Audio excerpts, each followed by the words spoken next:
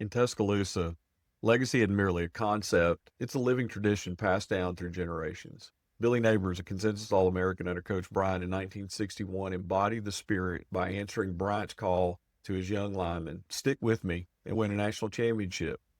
Billy lived that promise, laying a foundational stone in Alabama's storied history. Years later, his son Wes would don the crimson jersey, continuing a tradition that resonated deeply. Wes walked the same halls and learned the same rigorous drills, feeling the weight of the houndstooth and the pursuit of excellence in crimson. Though he never played under Coach Bryant, he inherited the enduring culture the legendary coach had meticulously built. The opening chapter brings us face to face with Neighbors, a former Alabama center, the son of a Crimson Tide legend, and a man profoundly shaped by two towering figures, his father, Billy Neighbors, and Coach Paul Bear Bryant. This story is a compelling narrative of the legacy of Alabama football in perpetual motion. Well, thank you, Rick. It's an honor and a pleasure to have with us tonight on our Crimson Chronicles podcast, Wes Neighbors. Wes was raised in Huntsville as the oldest child of Billy and Susan Neighbors. Billy, his dad, was a unanimous All-American and All-SEC lineman in 1961 for the Crimson Tide. He was the bell cow on Alabama's 61 national championship team, won the Jacobs blocking trophy in 1961, played for the Patriots in the NFL, was with the Miami Dolphins expansion team until his retirement in 1969. He was a 1983 inductee into the Alabama Sports Hall of Fame, was named a member of Alabama's All-Century team in 1992. And in 2003, Billy Neighbors, Wes's dad, was inducted into the College Football Hall of Fame. So needless to say, Wes grew up around royalty. Wes finished Huntsville High School and signed with Alabama in February 1982. Due to an injury just a few days before Alabama's 1982 season started, he was redshirted. And here's a crazy statistic. As a freshman in 1958, Wes's dad, Billy, was present for Coach Bryant's first practice at Alabama. And some 24 and a half years later, in December of 82, Wes was present for Coach Bryant's last practice at Alabama. Wes was a four-year starter at center in 83, 84, 85, and 86 under Ray Perkins. In 1986, he earned second-team All-American honors, first-team All-SEC honors, and won the Jacobs blocking trophy as the best lineman in the SEC. And unless someone can prove us wrong, this is the only instance of a father-son duo winning the award. Upon finishing Alabama, Wes played in the Japan Bowl and the Senior Bowl. And in the Senior Bowl, he was one of a record 10 Alabama players in the game. Besides Wes, there was Britton Cooper, Mike Shula, Cornelius Bennett, Wayne Davis, Al Bell, Kurt Jarvis, Greg Richardson, Freddie Robinson, and Van Tiffin. Wes was drafted by the Houston Oilers in 1987 and had earned his way to second-team center status before he was sidelined with a back injury. He was traded to the Phoenix Cardinals in 1988 but had to give up football to what they diagnosed as a cracked vertebrae in his lower back. Wes returned to Huntsville, where he joined his father Billy in the wealth management business, where now at 61 years of age, Wes is still going strong. He also owns WZZN Sports Radio 97.7 The Zone in Huntsville, where he hosts a daily sports radio show. Playing football, especially for Alabama, is definitely a family affair for the Neighborses. Not only did his dad, Billy, play there, but so did his uncle Sid in the mid and late 1950s, his brother Keith in the late 80s and early 90s, his son Wesley as a defensive back for the Tide from 2008 to 2011, his son Connor as a fullback for LSU in 13 and 14, and two of his nephews, his sister Claire's two sons, Jackson, who finished 2 or 3 years ago, and Billy, who's on the team now. Wes, welcome to the Crimson Chronicles podcast. Thank you. It's good to be with you guys. Yeah. Hey, you're not going to remember this, But when I was doing my research for my Alabama football families book, I visited your house in Huntsville to interview Billy on December the 8th, 1980, almost 45 years ago. That's crazy. You were 16 years old, and I remember it like it was yesterday. I wish I was still 16, that's for sure. So you would have probably just finished your junior year at Huntsville High. But I'll tell you a funny story about Billy before we get into our interview. When I was working on this family's book, I had known Charlie Thornton really well when I was at Alabama because I was sports editor of the Crimson White. Well, I sent out letters to all these different families of Alabama football and asked them for permission to come interview him for this book I was doing. Well, Billy, being the suspicious one that he was, he'd never heard of me, had no clue who I was. He called Charlie Thornton. He said, "Who is this Tommy Ford guy wanting to come interview me?" And Charlie said, "Oh, he's okay. He's run this idea by me." So anyway, the neighbors, Sid and Billy, were in my first book in 1982 on families, and then when we did a reprint and an update in 1992, that's when I came and interviewed you for the Wes and the Keith part of the chapter. But anyway, it's great to see you. I wanted to ask you a few questions. How was it growing up in the house of Alabama great Billy Neighbors? When did you first learn to appreciate his role in Alabama football history? He never talked about it. I mean, never. He was just dad. I mean, we would go, you look back on it now, and I'd go in the locker room with Coach Bryant when I was 10, and saw it. You slowly started reactions from that. It was just no big deal. He was just, first of all, he was one of the funny, I don't know if he meant to be or not, but he was one of the funniest human beings.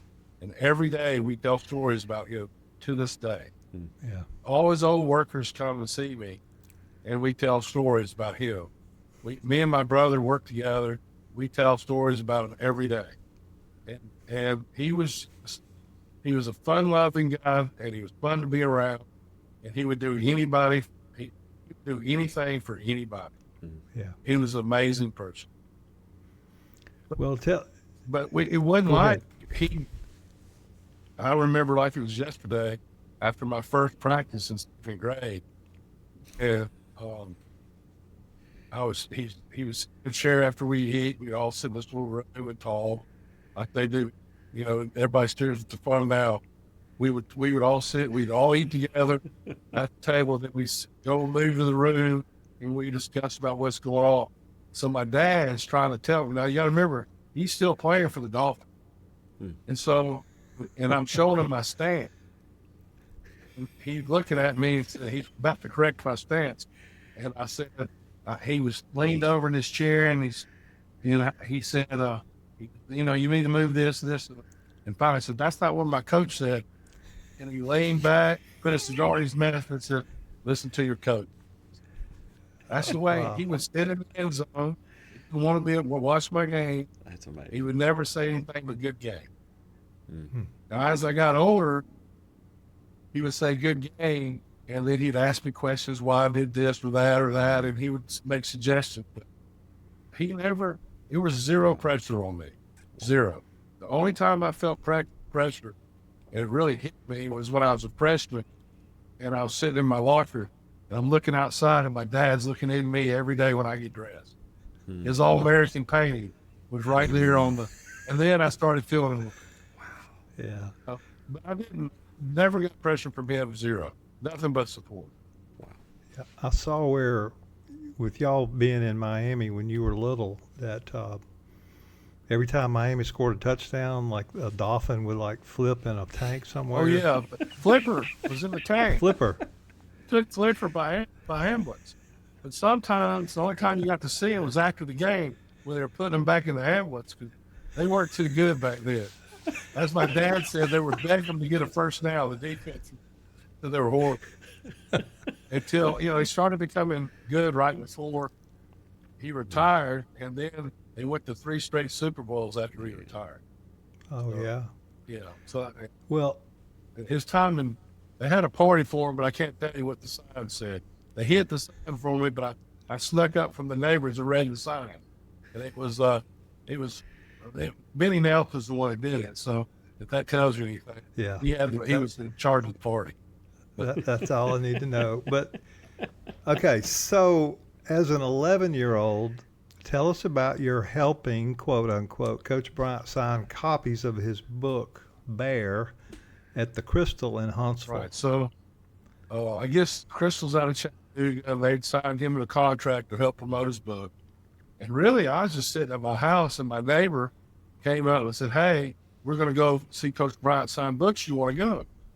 And my mom said, "Yeah." That's my mom. She said, "Yeah." So I rode with them down there, and we're sitting around when he comes off the bus. He recognized me. I'm 11 years old. He goes, "Are you Billy's boy?" I said, "Yes, sir."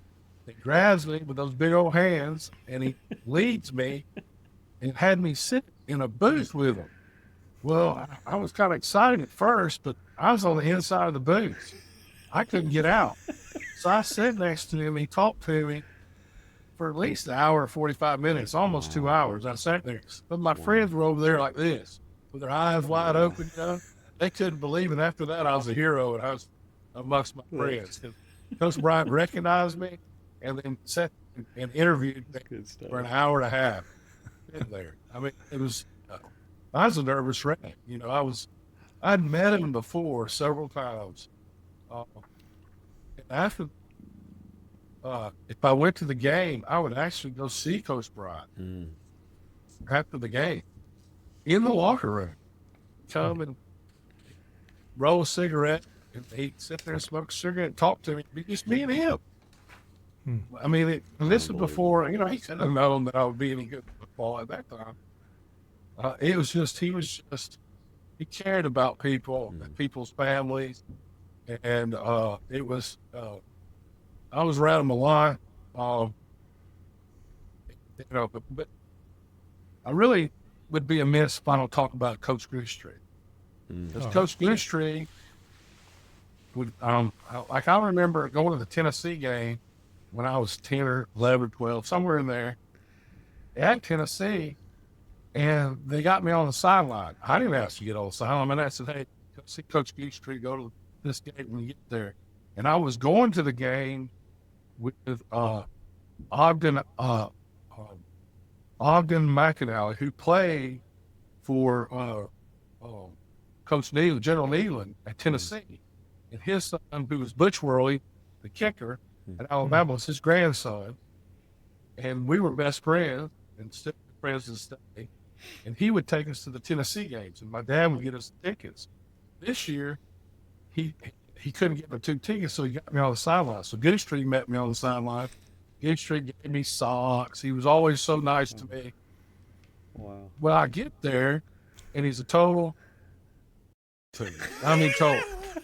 I went overboard, trying to not show favoritism, I'm sure. He didn't want anybody to think that he was nice to anybody, much less a player.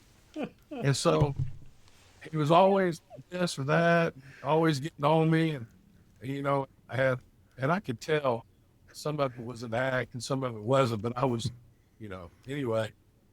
The day I graduated from college, Goostree calls my phone. And we talked once a week till he died. Wow. I mean, he was my friend again after I graduated. Of course, he retired in there too, and he wasn't mean to me then. But when I left, he was calling me to get free stock tips. Really, is what he was doing. Yeah, Jimmy Tom and I are good friends, and I want to get Jimmy Tom on a podcast sometime, and Mark Meadows to talk about Willie and Coach Goostree. Well, now I got a story about Coach Meadows too, and you need to do a story on him. Somehow I end up, I don't know how, because I'm technology childish, y'all know, when I got on here, it took me a minute. But he was the most ornery person on this earth. Supposedly, he was in work for General Pack. I don't know if that's true or not true. That's what they would say. But I know this: he retired and went to work for the Greyhound bus. Right? Did you know that, Tommy? He worked for Greyhound like bus, I remember manager that now, yeah. of the Tuscaloosa station, I think. Yeah, 80. I think 86 was his last year. Yeah, and so he. The story goes that somebody died on a bus. And Willie Dog went up there to check on him to make sure, being the manager and all. He goes up on the bus, comes out of the bus, walks out of the bus, and says, "If you're going to go Greyhound." Oh, gosh. Man. That is so Willie. That is so Willie. Golly. Yeah. I mean, he knew his first. I mean, so I remember I made him mad about something. If you complained about anything, and you would get they had baskets, jock strap, your undershirt and your socks would be in a basket. And then if it was raining, you had rain gear, different pants. They want you wearing the nice pants in the rain, and you had like rain shoes. And so I know Joe Namath's shoe size. Now Joe Namath played in '66. I was there in 85, so it was 19 years later. My shoes said Namath on them. Right, it's just but my 19 years. Now they throw them away after 6 weeks. And then I said something to him. That was a mistake. I was just getting it back to him. So the next time I pull out my jockstrap, it fit on this whole computer right here. It was just a machine. You ain't gonna do anything for anybody. All of it was done on purpose. You made him mad. The worst stuff. I mean, it should have been years old. Where he found and kept all this stuff on. It was just a lot of fun to be around during that time with all those old guys that I've looked up to all my life, and just see how everything really worked from the outside. It's a lot different from the inside. Well, let's go back to when you signed with Alabama. Was there any doubt as to whether you'd go to the University of Alabama in 1982? I got a lot of attention from a lot of different places. My phone, because we have cell phone.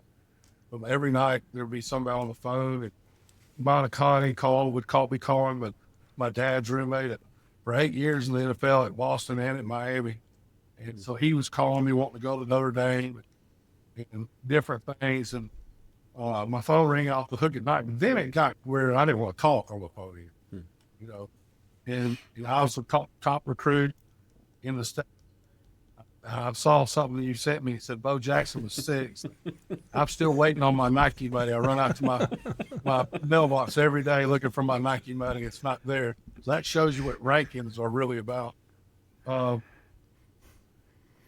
In the end, I'll never forget, we're in that little seat again after, and out of the blue, my dad changes everything about what he usually looks like. I mean, usually he's relaxed, and all of a sudden he gets real serious. And he asked me a hypothetical question. He said, "Hey, if Bryant calls you tomorrow and asks you to commit, would you commit?" And I'm kind of looking, and all of a sudden I look at him. He's trying to sell me. My dad's selling me now to commit, because what's obvious is he's told Coach Bryant I'm going to commit, and now he's worried that I won't, right? Anyway. But I mean, I didn't want to go anywhere else, and I was tired already. I took one unofficial visit to Auburn with Coach Dye to see Coach Dye. Coach Dye was good friends with my dad and Uncle Sid. And Uncle Sid called me and says, "Well, I just want you to take a visit, show him some respect." And so I took an unofficial visit, had a great time, and then I never took another. And Coach Bryant called me several weeks later. That next day, and so I committed to Alabama the first hour I was eligible to. After my last of my junior year, committed take any business anywhere. Wow. And I didn't, I knew where I wanted to go. I didn't want to waste their time, and I didn't want to waste my time. And I enjoyed my senior year of high school with all my friends, had a great time, went to some of the games, took them fishing visits to Alabama, had a great time. And, I was just ready to go when I got there.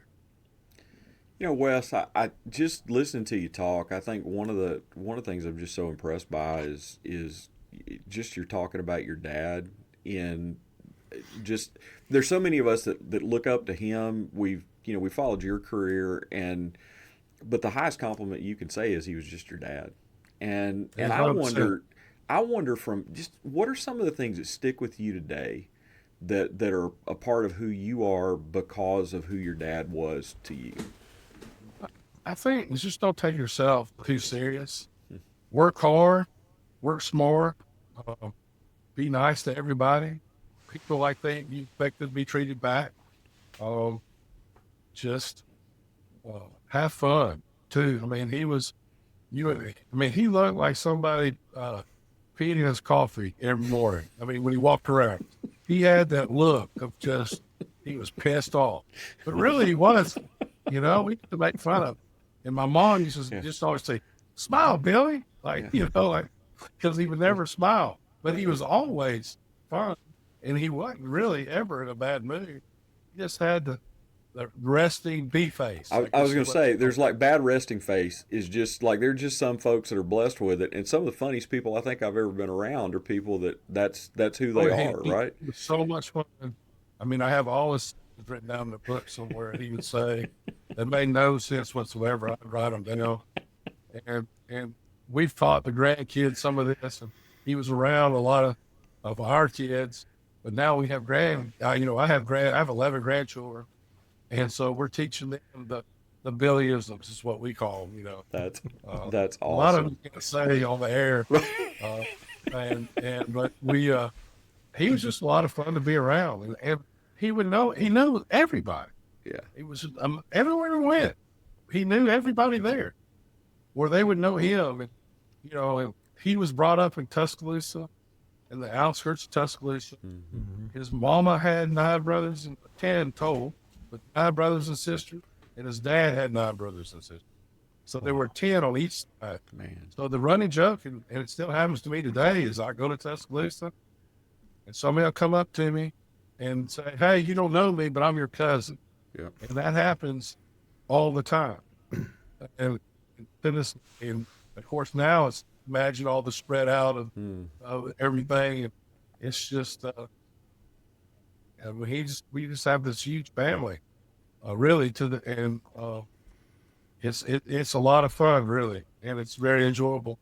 But everything that he taught us was just to be nice to people. Yeah, because he was always nice to everyone. And that that says something, because he honestly didn't have to be.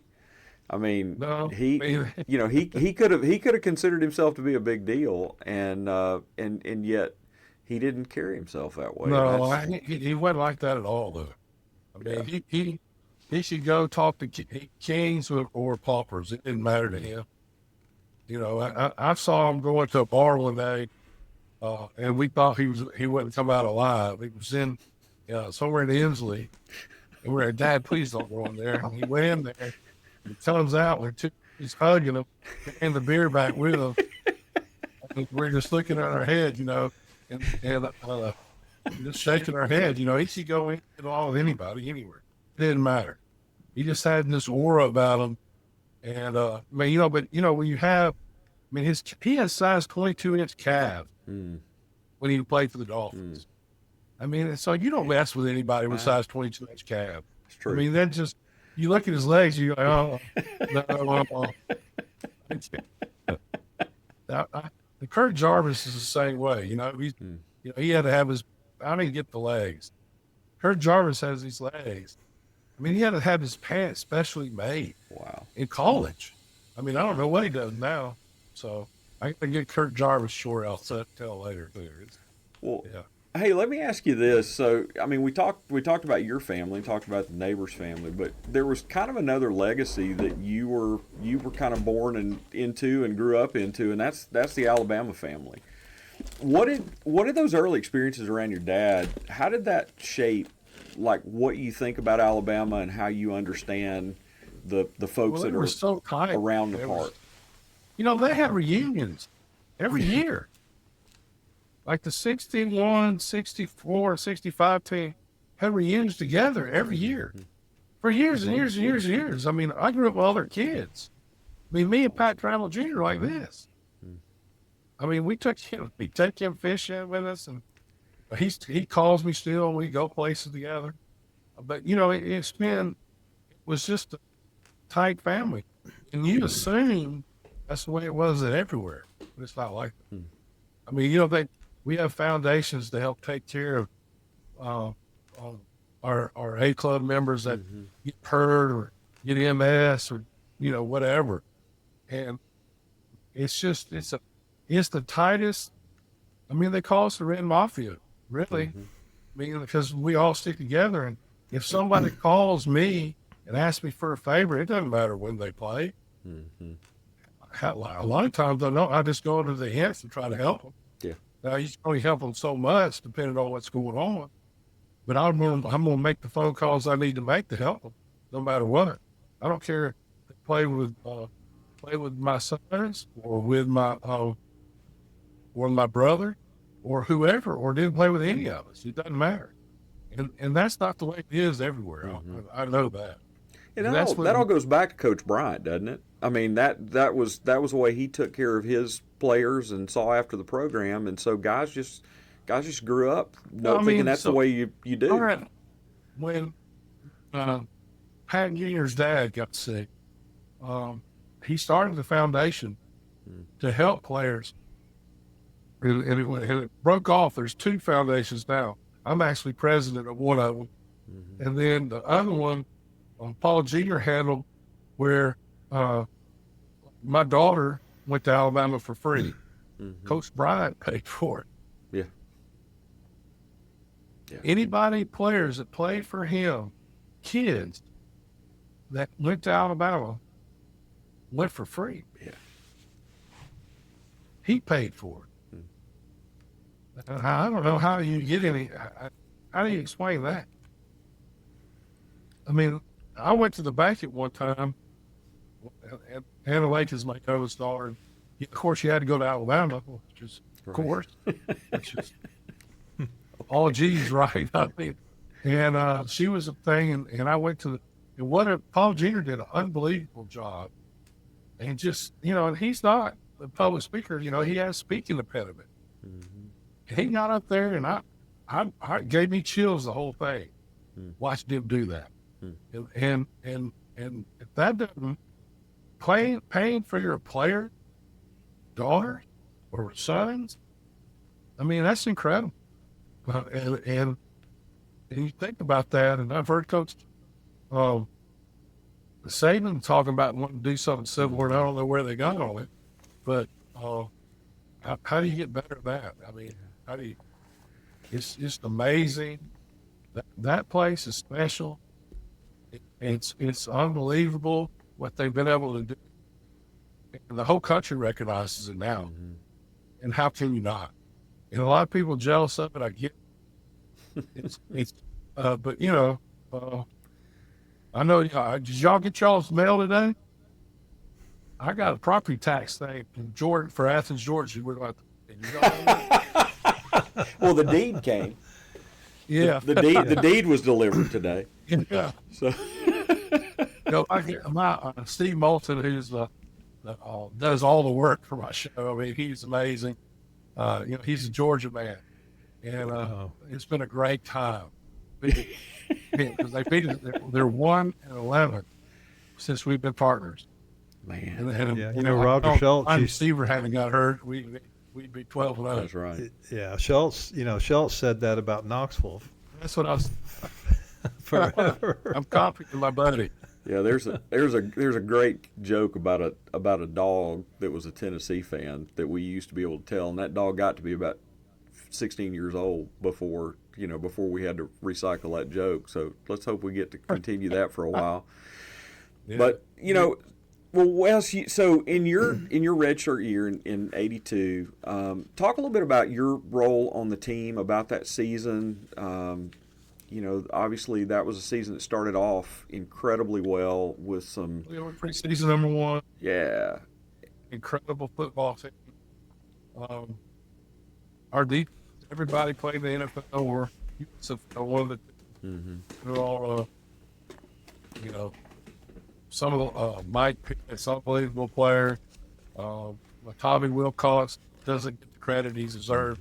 He could have played quarterback or defensive back, which he ended up playing defensive back. Jeremiah Castile, unbelievable leader.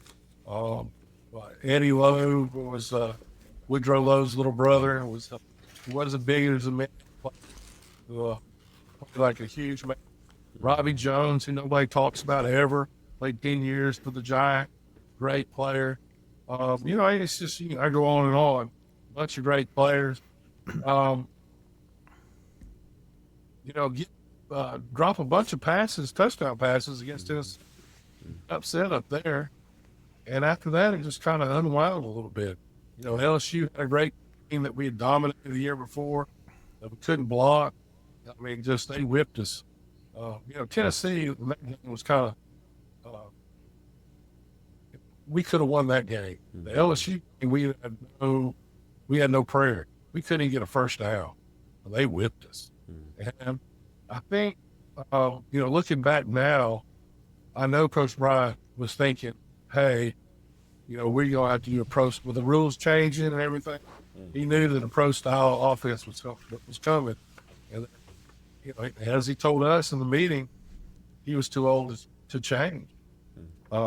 But when I went there, I had, I was a kid. I thought Coach Bryant was going to coach forever and never die. Yeah.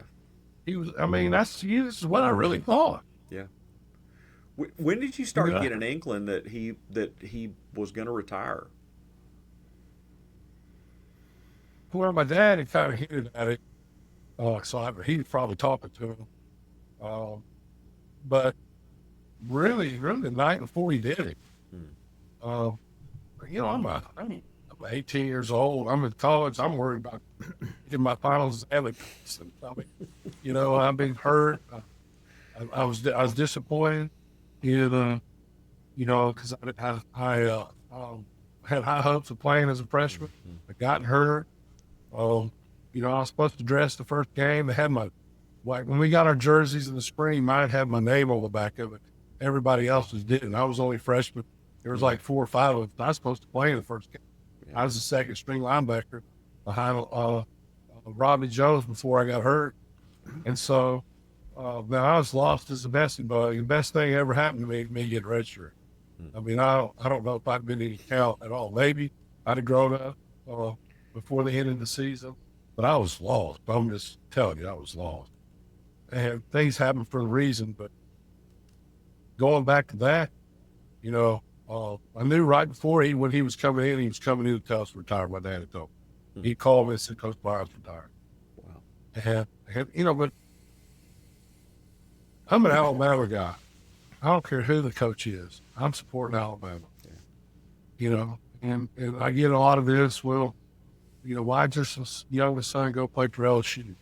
It's because LSU warned him Alabama did. And then when he started playing, they were all going, all the coaches would ask Wesley, why is Carter not here? I mean, it's just, he grew up an Alabama fan. Yeah. I knew Carter was going to play wherever he went. It didn't matter where he went. He's just, the guy is undersized, but he has a heart like a lion. I watched him play in high school. He was unbelievable. But, the guy that I talked to Coach Saban, and he just said that, that wasn't. I mean, Coach, I know what he wanted. He wanted a linebacker at 6'3" that can knock the ball away when they're trying to throw it over his head, when they're running Tampa 2. And the guy that got that year was Mosley, who just retired just now. Yeah. It was all pro. So, I knew what he wanted. Connor was a linebacker at the time. Mm-hmm. They moved him to fullback.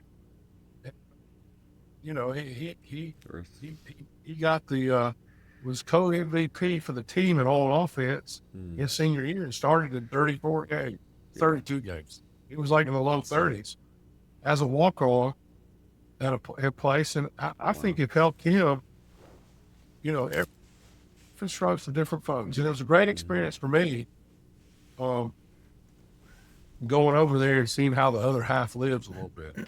I'd put on my LSU shirt, I go there, and they just be dogging Alabama, just dogging them. I mean, I wouldn't say a word. You know? I never told them, I'm pulling for Alabama today. I was the only one pulling for LSU and Alabama, I think, at the same time. So every week it was fun. But it was different, no doubt. Of course, I wanted Connor to go to Alabama, but you know, he went where it was best for him. Mm-hmm. You know, and walking on Alabama was a tough road to hoe. Versus basically LSU, they were out of scholarships, but they told me as soon as one was available, he'd get it. He did. Yeah, he was a walk on, but not really a walk on. I mean, they were gonna. And Coach Chavis had Coach Chavis coached here at A&M with Coach Fuller and who's the godfather of football, Tommy, at Clemson? Woody McCorvey. Yeah. Woody was the offensive coordinator and Chief was the defensive coordinator. So he knew my dad. He had watched Carter's tape. They were out of scholarships, but they promised that. But it is different down there. And their one thing is to beat Alabama. They pull for two teams every week. I mean, I was there this past weekend. I went to Louisiana Lafayette. I was watching the game on my phone, Alabama game, and see my grandchildren watch Connor. He's a head strength coach of Louisiana Lafayette. And this guy says, "How's Alabama doing?" I said, "They're winning." He goes, "Damn it." I mean, I'm just in the stands. He's a Lafayette guy. I mean, anyway, it makes it fun though. I mean, to me, I enjoy meeting different people. Yeah. There is nothing but hate in Louisiana for the Crimson Tide. And we love it, right? Like that's 100%. exactly the way we want it. Exactly, 100%. Well, hey, and I don't know if you know this. Coach, when we went to Clemson and got beat on, to me, it's the best team we've ever had. He got beat in the last play of the game. Connor was the strength coach at Alabama, and Wesley was the head defensive analyst in that game. So Connor coached at Alabama for a year. That's awesome. And then went with Kiffin to FAU, and then went from FAU back to LSU in 2019. And so that was the third national championship Connor had been to. And he lost the first two, one at LSU when Alabama beat him, one at Clemson beat us, and then he finally got one in 2019 before he went to Lafayette. That's so awesome. So everybody, Tommy, has a national championship ring but me.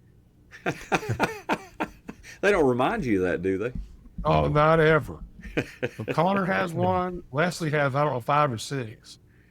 Of course, my brother had one. My dad had one. And Sydney didn't have one either. Right. But Sydney died in 1981. So, no, I think it was 1981. It's been a minute.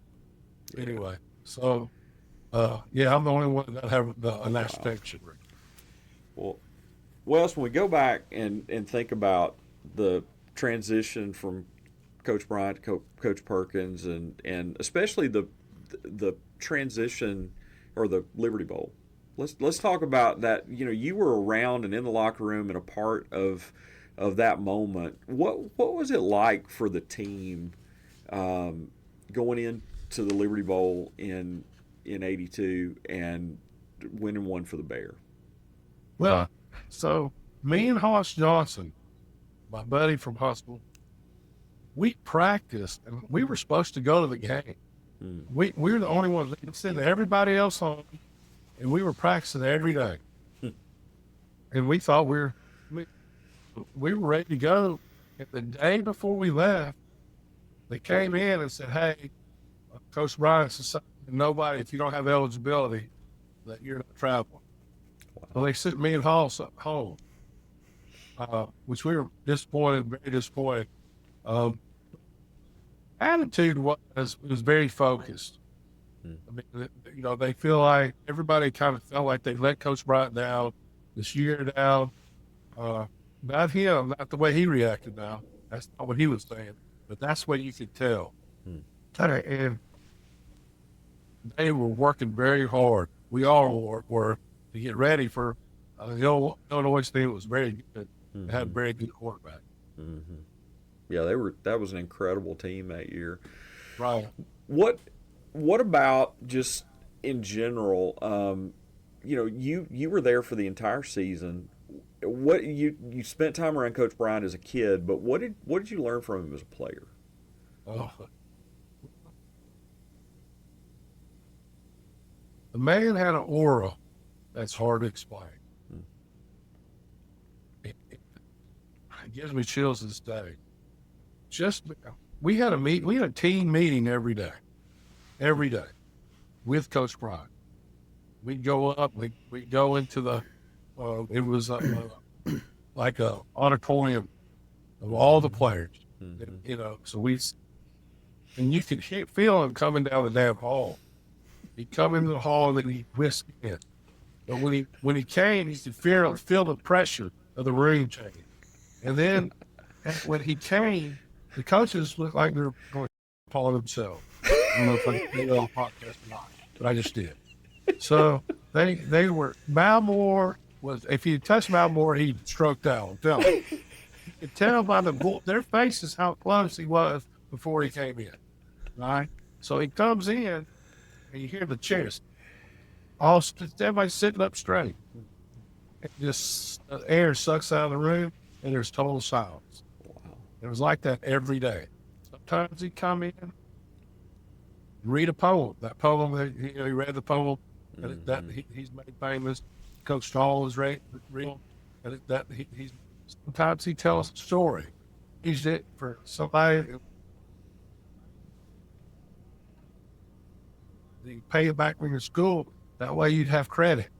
When you graduated. Of course, I didn't do it. I had zero credit. Get drafted, get all this money, and I can't get a damn credit card. I think I was, what an idiot. Who don't listen to Coach Bryant? You're looking at it right here. I'm the idiot. So, I mean, everything he ever told us was mostly about life and the different things. I'll never forget, after we got beat by Tennessee, he was in there and he was just raising hell. I was scared to death already. He's talking about we're not doing the little thing. The little things, pivoted and pointed right at me. I mean, there's 130, 150 people in the room. Points right. He says, like your daddy used to. And it was like that movie where it just zeroes in on you. And I thought I'd been struck by lightning. I mean, I didn't know what to do.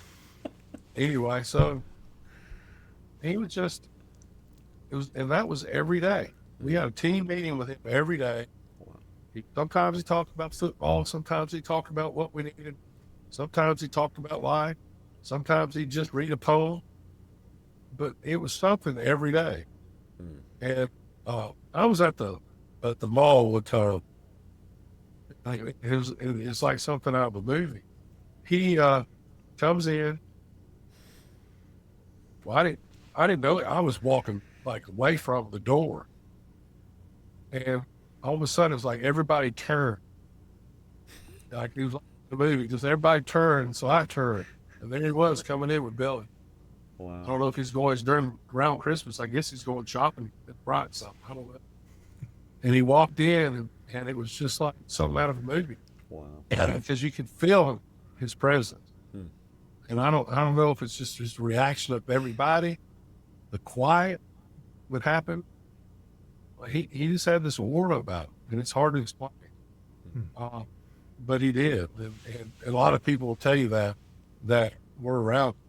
But the coaches were definitely scared to death of him. I mean, scared. Yeah, you know, Wes, I worked with Dude Hennessy for years in the Todd Pride office, and of course Mal was my athletic director for a long time, and even when his name was mentioned, their whole personality changed. Yeah. Unbelievable. Well, they say Mal told so many stories, and of course Dude told so many of Mal. One of the best stories, I don't know if y'all have heard this, that Dude was in the box, and Mal was coaching defense at the time. They were playing Vanderbilt, and Vanderbilt's giving them hell on offense, and Coach Bryant keep trying to ask Mal what the hell's going on, you know, and reaching for the headsets, and Mal's trying to get them away, and Dude's telling him, don't let them have them headset. Don't let them have them headset. So anyway, he ends up grabbing it from him, he puts it on, and then Coach Bryant's going, hello, and takes them off and throws them at Dude. I mean, Mal puts them back on, and what had happened is when Coach Bryant asked him, hello, what's going on? Dude went, like he had a bad connection. And he said, don't ever give him those things ever again. Dude Hennessy told so many great stories. He was my favorite person to be around out of everybody, especially when he started telling Mal stories. And Mal be over there in his chair, shifting around. I'll get all nervous and scared what he might say, you know. Anyway, they were fun to be around because, you know, they went on the circuit to help raise money at one time. And so they were coming by our office once or twice a week as they were meeting with other people. That's awesome. But, you know, Mal Moore, in my opinion, doesn't get enough credit because he saved the university financially when it was way behind. I mean, way behind. Yeah. And he raised $200 million while they were on probation. Yeah. And built. I was there. Yeah. Built this. And you know this, Tommy. You were there. Yeah. Yeah. I mean, you know what all he did. And then to get Coach Saban to come, it changed the total. We were heading in a bad situation. Yeah. And he straightened it out and left a legacy here will never be repeated, in my opinion. Yeah. I agree. Wes, back to your dad and Coach Bryant. Based on your conversations with your dad, do you think Coach Bryant's coaching methods changed from the time he played in the late 50s and early 60s to the time you played for him in 1982? Oh, yeah, 100%. Well, first of all, I think he was more of a hands-on coach when he was younger. And, you know, he wasn't like he went hands-on. We had a meeting every day. But he wasn't on the field as much. He didn't want him to be. When he came out of the tower, it was bad news. And I learned that lesson hard. When he came out of the tower, my dad said, do not go anywhere near him. Like, if he comes out of that tower, you need to go opposite as far as you can. Where it's not obvious, stay away from him. And I made the first time he came out of the tower, I made that mistake and ended up in a drill. And he wasn't after me. He was after Lenny Patrick. And, he picked Lenny Patrick. He's 70 years old. He picked Lenny Patrick up off the ground. His feet were dangling. Coach Bryant was a big, strong man. Yeah. Anyway, Well, next thing I knew, I was in a drill and I was having to tackle Lenny, which wasn't easy anyway. And, you know, we were, he was on Lenny, but it was all the rest of us that kept having to tackle Lenny that were getting the brunt of it.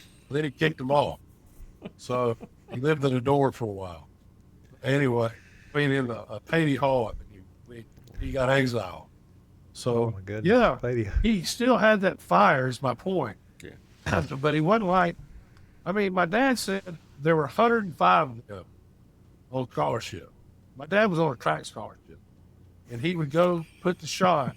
But that's the Bear Bryant rule, right? You have to play football. Right. He signed 105 people. They used to make fun of one. He was on a basketball scholarship, wasn't 6 foot tall, you know. But my dad would go put the shot in his home games. He'd do it. He'd still have his spring pants on. He'd put the shot twice. They take the golf cart and take it back to practice. Of those 105 people, there were only 8 left when they graduated. Yeah. 8. My dad said, if you dropped the pass in practice, he'd kick you off the team. Wow. A touchdown pass. He did say touchdown pass. Still.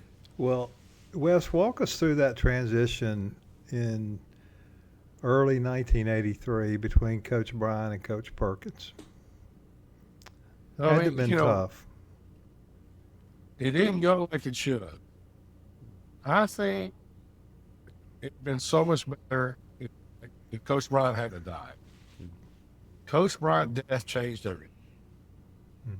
I mean, all the support that he could have given for the fans, for the raising the money, for the decision.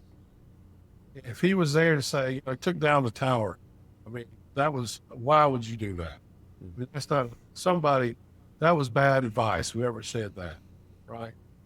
I think Coach Bryant was there. I think took down the tower. He says, I told him to take it down the tower. He would have handled it. And it was everybody. What makes Alabama so great, in my opinion, is the actual love everybody has for the university. And they're pulled all in the same direction.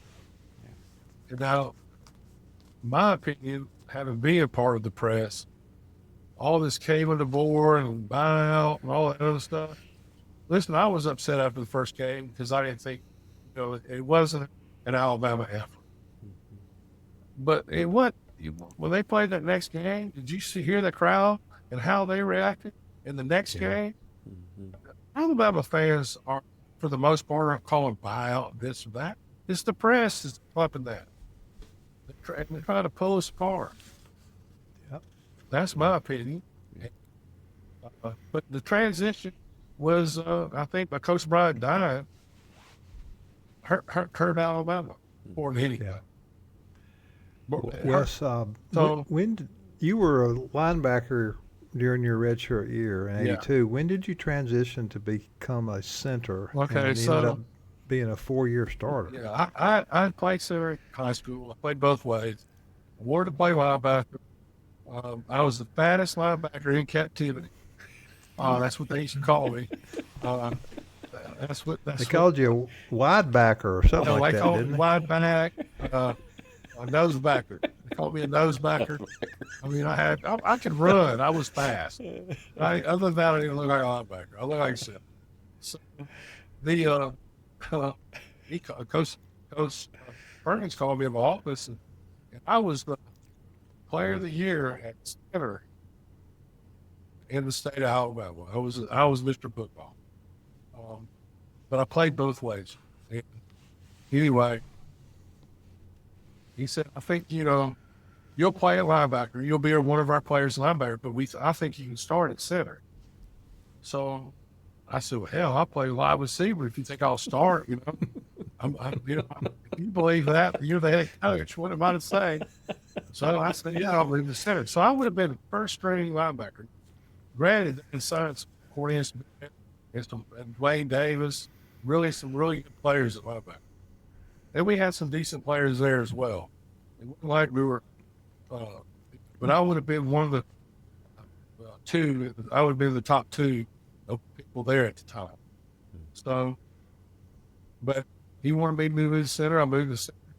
I was 6th-string center the first day of practice. I'd have been the first string, even the first day of practice, at linebacker.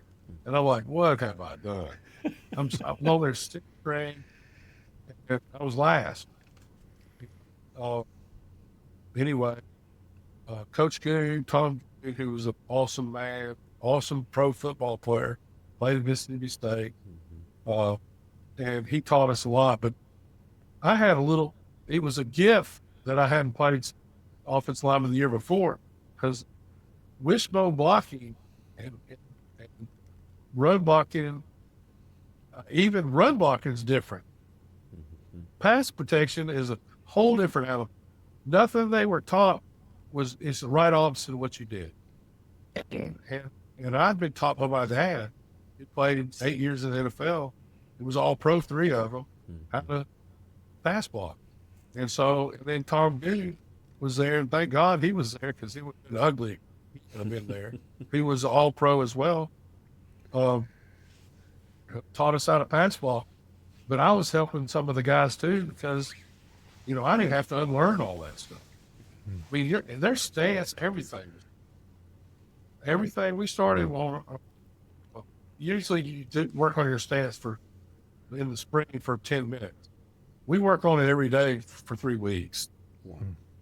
And so my first scrimmage, I got 9 plays. I graded 8 out of 9. And I got a little note from Coach Goode who's, great scrimmage, this is your time. So I went from 6th string to 2nd string. And then I was 2nd string, and I got lucky again because the first offense, and then we had, there were our top 10 or 8 offensive linemen, even then, were really good. Mike Adcock, to me, we called him Popsy, and he actually looks younger now than he did then. I still see him. He's the guy with the Johnson High School from us. And he helped me a lot. Anyway, we go through the scrimmage.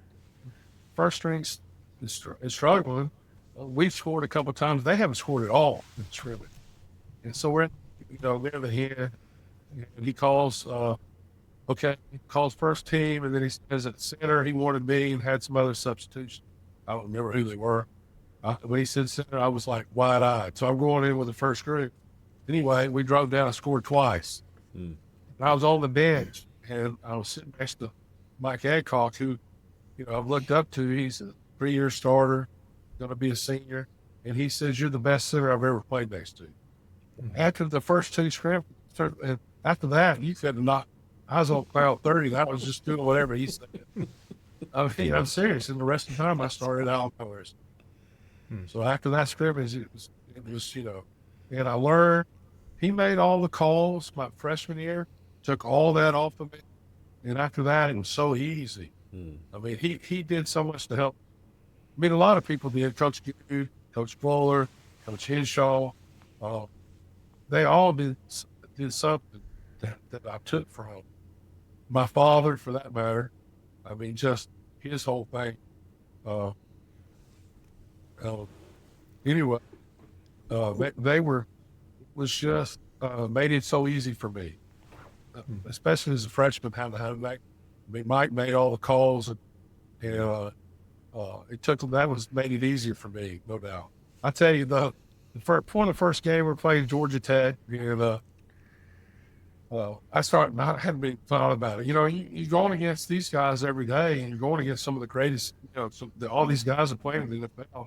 You're going through them every day, and so all of a sudden you get ready for the first game. I'm like, hell, I started getting a little nervous. So my mom called me and said, "Hey, you want Dad to go down? Meaning that your dad wants to go down." And I said, "Yes, sir." But he comes down, and I was nervous, but I wasn't real nervous. Dad is as nervous as I've ever seen him in my life, ever. He can't even eat. We go to the landing or whatever, and he orders 3 martinis. I mean, I'm eating, he has a martini on his plate, and he can't even talk. He's so nervous. And after that, I was nervous as hell. I mean, he's scared to death.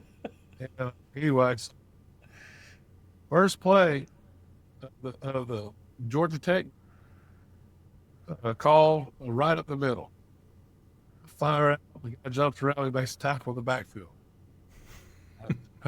I know my dad's up there like this, So I get back in the huddle, and Walker Lewis looks right at me, calls the same play. This time the guy tried to run around me, but I waited, just hit him right in the mouth, put him on his back, we run to the 2, and after that it was easy. Well, Wes, I remember that game as being extremely hot that day. 1,000 people passed out. Yeah, it was a record pass out for the EMTs there at Legion Field. But that was a crazy year. 8-4 final, but you had the incredibly hot temperatures at Georgia Tech game. You had the controversial ending versus Penn State in State They College. weren't controversial. They stole that game from them. They did. And instant replay today would have reversed that call, and 100%. Preston Gothard would have been inbounds on the That's back. not the only thing, Tommy. There were I a know. bunch of phantom penalties in the game. It was awful. Yeah, and Mike Gooman, who Wingo and Kraus and Legg and company stopped for the Sugar Bowl a few years earlier. It was his dad that was the referee for that game. It was making Although all the he calls. He didn't make that call. I was just going to say, incidentally, we put that play up on the final play up on Facebook not long ago, and folks are still hot about it. Oh, yeah, that's gotten more commentary than anything we've put on Facebook We've in had this so year. many. They ran a reverse on fourth down, and there were 3 clips on the reverse, right in the back. Wow. Joe Carter ran a touchdown back, a kickoff back. When it was about at the 50, the guy, Goodman, throws the flag. He calls clipping. I mean, the whole game, they tried to strike Goodman. You know, I remember Tommy, I was actually throwing up outside the locker room. I had the stomach virus. And I was throwing up. Comes Perkins and Goodstream. First of all, they'd wet down the field. They let the field grow taller, and they wetted it down. And we're going to buy cleats. And then they were trying to strike Goodman because somebody had told them he was going to be one of the officials. But we actually won a game because of that later, because they made SEC officials for the rest of the time. SEC officials were, and when we won that with a blocked field goal, anybody would have called a touchdown on that. But it was Pete. I love him. He was president of my dad. He played at Vanderbilt.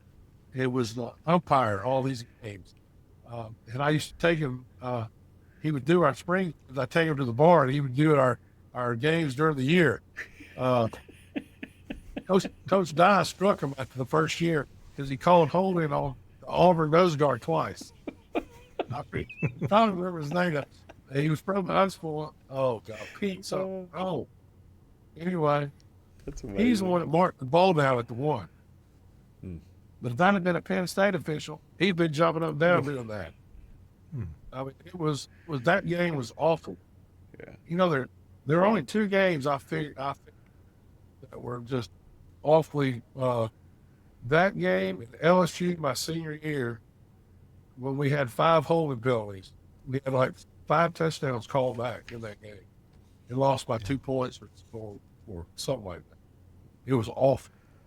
Hoss Johnson got called for holding, and all he was doing is holding the 2 down at the 20.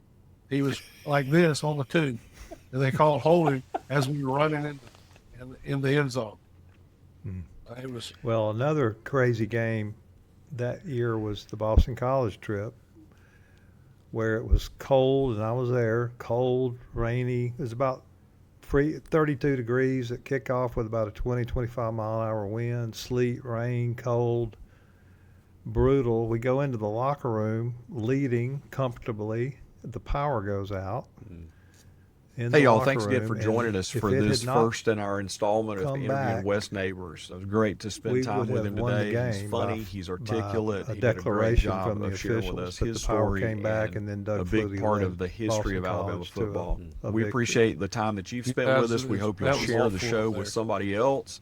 Send them our way and tell them we're working hard to preserve the history of the Alabama Crimson Tide. And don't forget to reach out to Title Towel. That's whitwillsports.com. You're talking about a weather Title change. Towel there if you use the code TWO. We were able out to there. get a discount on that, and we're really thankful to them it was in the for providing 60s that the day opportunity before, for our viewers and listeners. And we woke up and at then the also, team hotel. we invite you to head over to Yay Alabama. That's yay-alabama.com. The NIL collective of the Crimson Tide. They're doing a ton to expose our It was community really to tough. athletes But, and athletes to our when community it to started create raining in the fourth opportunities quarter for of the us Auburn to game, get to know there the was people this on much the field, water. the men and women I that mean, make up the I had Crimson to hold the Tide, ball and in for the us to air. provide It's incentives that- for them during the NIL era. And so if you'll head over And to why- first of all, yay-alabama.com, They you came can back. They find the should have new called the opportunities, Boston the College new game. levels of membership there. We had And no we'd invite you power. to join, become a part The lights of weren't what's even on when happening we were at playing. Yay, Alabama. It was night. So thanks again for my co-host, Tommy Ford. I'm Rick Morton. That We hope you'll game, join us they again should have next stopped, week here and on the they would Crimson stop Chronicles today. Podcast. And because what happened basically, Bo Jackson ran, the wind changed completely. Delusion, nobody was going to score in that condition. You couldn't even snap the ball. Mm-hmm. I mean, literally, there was a half a foot of water on the ground. We were standing in the puddle, and I couldn't snap the ball. I was holding it up in the air to snap. It's just nuts. I mean, it just is what it is. It was a crazy year, though, 100%. Yeah. Hey, y'all, thanks again for joining us for this first in our installment of interviewing Wes Neighbors. It was great to spend time with him today. He's funny. He's articulate. He did a great job of sharing with us his story and a big part of the history of Alabama football. We appreciate the time that you've spent with us. We hope you'll share the show with somebody else. Send them our way and tell them we're working hard to preserve the history of the Alabama Crimson Tide. And don't forget to reach out to Title Towel. That's whitwillsports.com. You can find your Title Towel there. If you use the code TWO, you'll be able to get a discount on that. And we're really thankful to them for providing that opportunity for our viewers and listeners. And then also, we invite you to head over to Yay Alabama. That's yay-alabama.com, the NIL collective of the Crimson Tide. They're doing a ton to expose our community to athletes and athletes to our community, to create opportunities for us to get to know the people on the field, the men and women that make up the Crimson Tide, and for us to provide incentives for them during the NIL era. And so if you'll head over to yay-alabama.com, you can find the new opportunities, the new levels of membership there, and we'd invite you to join, become a part of what's happening at Yay, Alabama. So thanks again for my co-host, Tommy Ford. I'm Rick Morton. We hope you'll join us again next week here on the Crimson Chronicles Podcast.